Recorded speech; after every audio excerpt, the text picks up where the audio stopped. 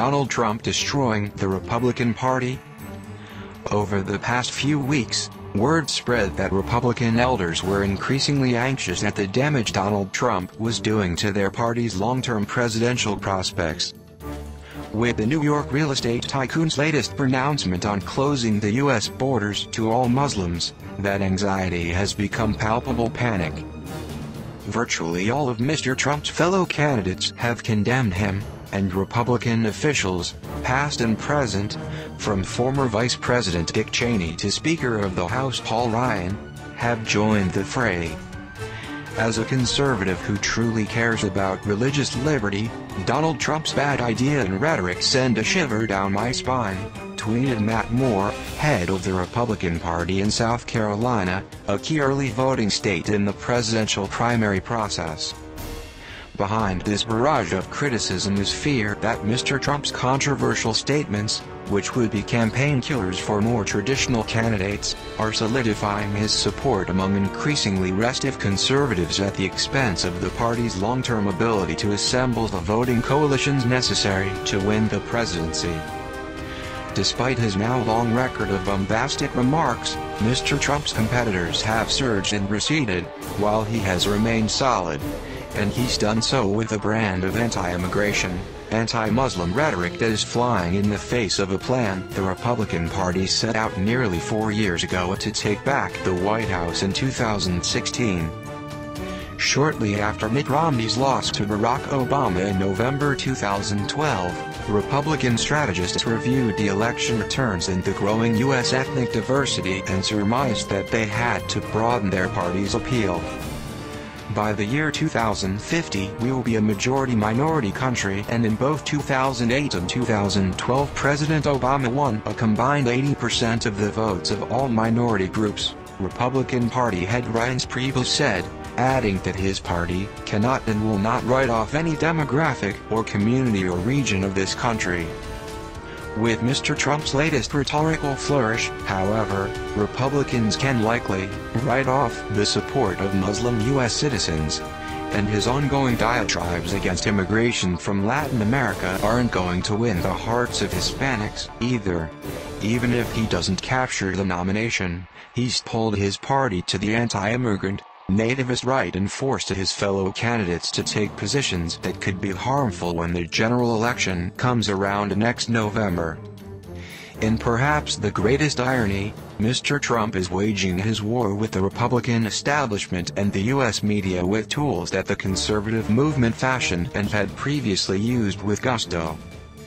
During his campaign rallies, he often says 70% of journalists are really dishonest, capitalizing on the distrust of the mainstream media that has been sown by Republican politicians for decades.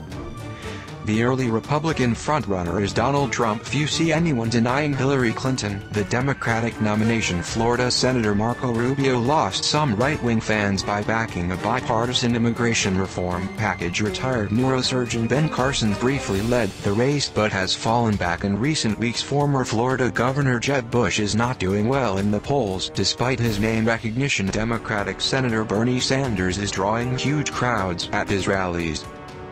Meet all of the 2016 hopefuls. Mr. Trump also echoes the traditional conservative condemnations of the federal government in Washington, D.C., as a bloated, wasteful institution populated by career politicians who are, intentionally or not, bringing harm to the nation. But he takes those lines and uses them as a blunderbuss against everyone in power, Republicans included. It's a phenomenon seen on a smaller scale in 2010 and 2012, when numerous establishment-sanctioned Republican Senate candidates were defeated in the primary process by grassroots-backed candidates who were then skewered by their Democratic counterparts in the general election. That dynamic is now playing out on the presidential stage. Politicians of all stripes, conservatives and liberals, are corrupted by power, Mr. Trump said at a rally in Northern Virginia last Thursday.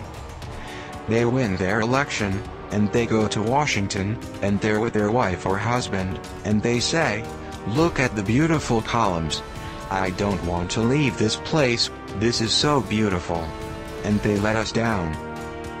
He went on to demean and dismiss one after another of his Republican opponents.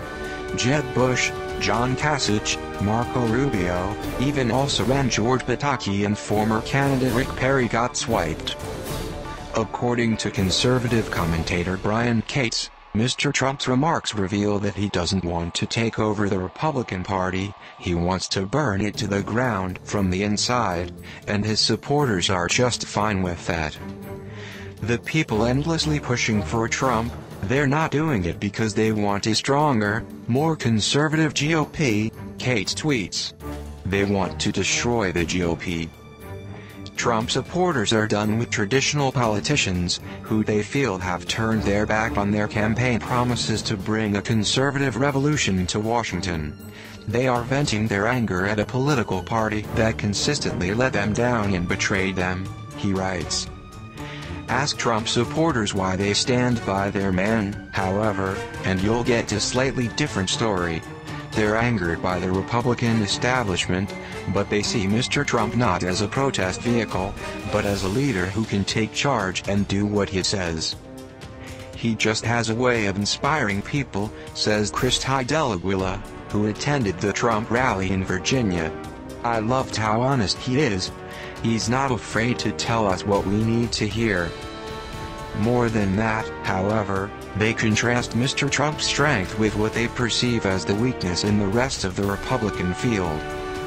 I think we have to have a strong leader who makes a stand, says Barbara Bradford, a Virginia schoolteacher. He doesn't get pushed around. He's got the strength, the leadership, the courage, the mind, the resources. He's got the guts. Just last week, it seemed the Republican establishment was trying to make peace with the possibility that Mr. Trump could win the nomination.